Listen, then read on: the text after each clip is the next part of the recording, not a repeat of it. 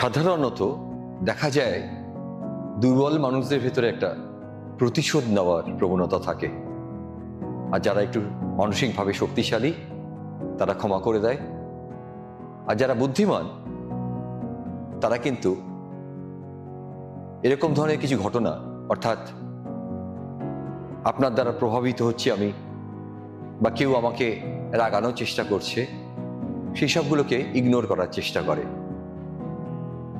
আজকের বিষয় এরকম ধরনের কিছু ঘটনা নিয়ে কারোর ব্যবহারে আপনারা বিচলিত হবেন না বা প্রভাবিত হবেন না। নমস্কার বন্ধুরা, আমি শুভাশিস দত্তগুপ্ত। ভালো থেকো বন্ধুতে আপনাদের স্বাগত। আজকের বিষয় যেরকম বললাম, কারোর ব্যবহারে বিচলিত হবেন না, প্রভাবিত হবেন না। কি করে আমরা সেটাকে আমাদের নিজেদেরকে রক্ষা করব বা বাঁচাবো, আসুন আজকে এই প্রসঙ্গে কিছু আলোচনা করি।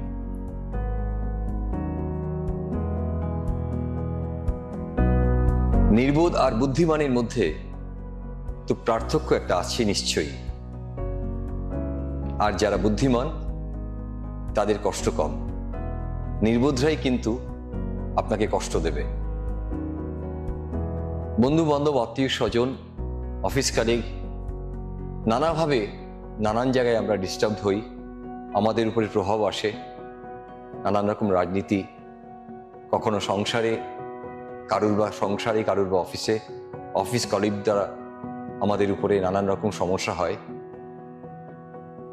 এগুলো আমাদের চলতেই থাকে। কখনো আমরা ধৈর্য রাখতে পারি না, প্রভাবিত হই, রিয়াক্ট করে ফেলি। তো এরকম একটা ঘটনা আমার বাড়ির পিছনে, ছোট্ট করে বলি, বাস্তব ঘটনা। একটা নতুন ফ্ল্যাট হয়েছে আমার বাড়ির পিছনে। সেখানে রাত্রিবেলাতে যারা পজিশন নিয়েছে তাদের ভিতরে কোনো একজন ফ্ল্যাট ওনার বন্ধু বান্ধব নিয়ে এসে তারস্বরে চিৎকার, মিউজিক, হয়তো নানান রকম আরো আনন্দ ফুর্তি চলে।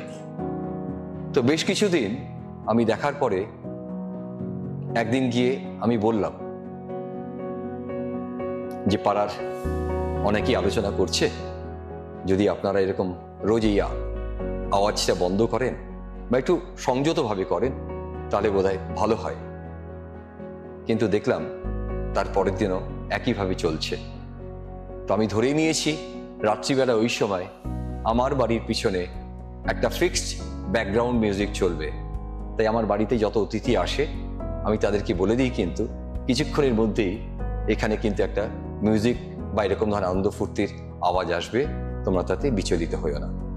এই গল্পটা এই কারণেই বলা, আমরা কাউকে সির্ফ রিকোয়েস্ট করতে পারি, ঠিক কিনা? তারপর তার জন্য আমার এনার্জি ওয়েস্ট করতে পারবো না। একটা মানুষকে কোনো একটা কারণে আমি গিয়ে বলতে পারি যে এটা আমার অসুবিধা হচ্ছে, এটা বন্ধ করতে, বা এটা না করলে ভালো হয়। কিন্তু দিনের পর দিন যদি সে একই জিনিসের পুনরাবৃত্তি হতে থাকে, আমি তার কাছে দিনের পর দিন গিয়ে গিয়ে একই রিকোয়েস্ট করে আমি আমার এনার্জিকে কখনোই ওয়েস্ট করব না।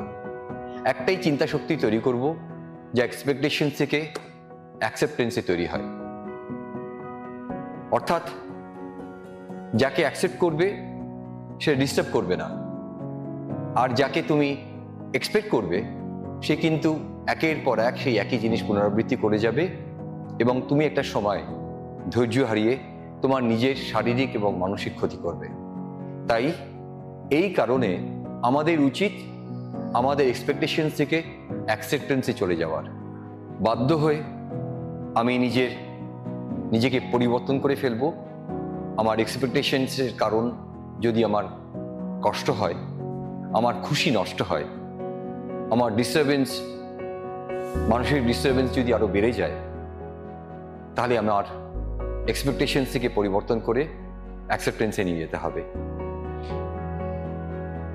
আমাদের জীবনে চলার পথে এই জিনিসগুলো অহরহ হয়ে থাকে, কিন্তু আমরা প্রত্যেকটা মুহূর্তেই ধাক্কা খেয়ে খেয়ে নিজেদের ক্ষতি করি।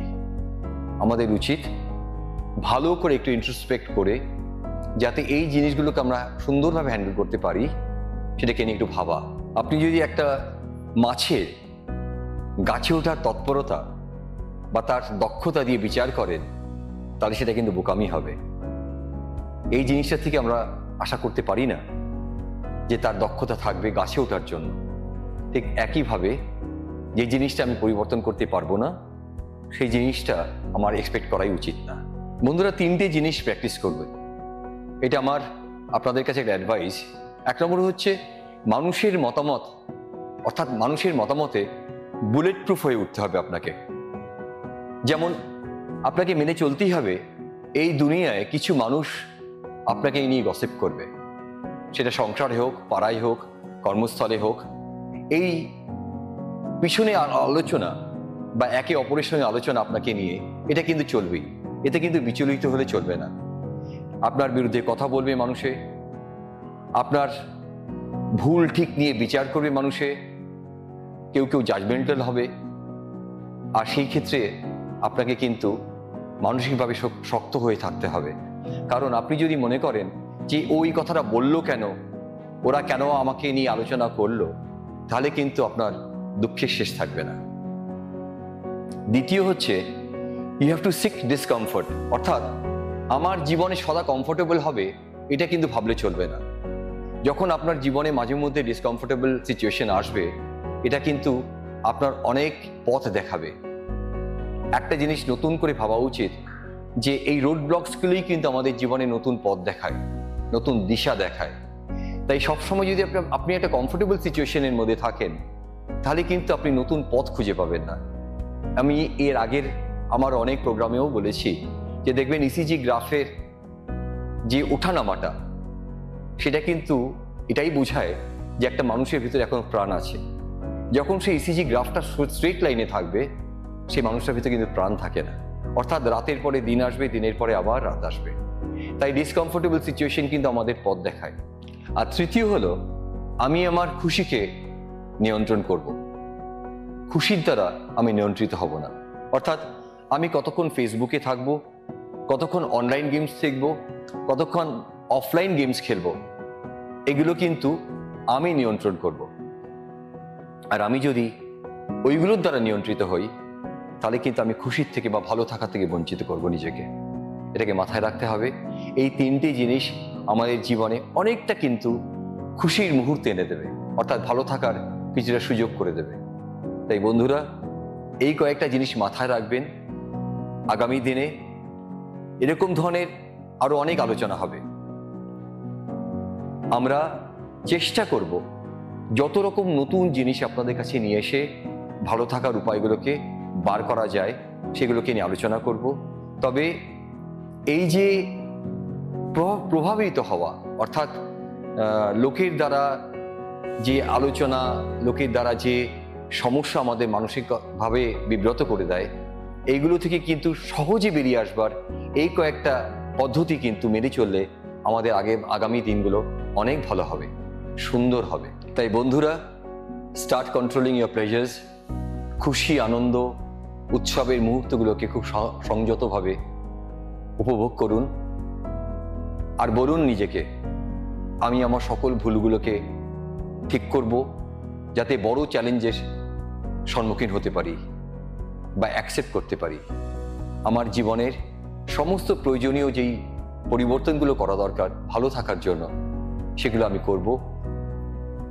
দেখবেন আগামী দিনগুলো আপনাদের খুব সুন্দর হয়ে উঠেছে। আজকের এই বিষয়ে এখানেই ইতি টানবো আজকের মতন।